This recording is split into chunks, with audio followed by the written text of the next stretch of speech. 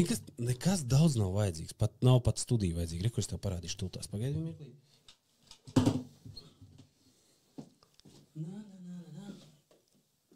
Nu tev jau ir šitādi mikrofoni. Ko es tev daudz rādīšu? Tu jau esi lietas kursā.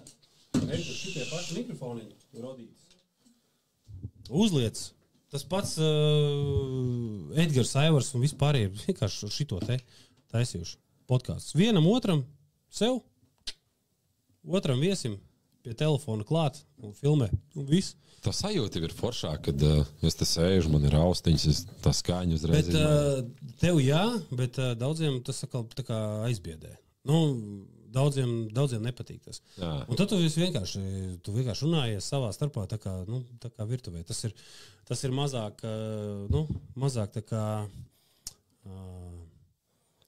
tā mazāk uzbāzīga, laikam, mazāk, jo mazāk profesionāli tas viss izskatās, jo cilvēks ērtāk jūtās.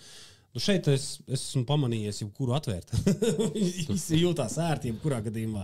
Tāpēc, ka tā sarunas, tas formāts ir tāds tik vienkārši, un es nešaubos, ka tev arī tā tas varētu sanākt. Bet kaut vai sāc, kaut vai šitā.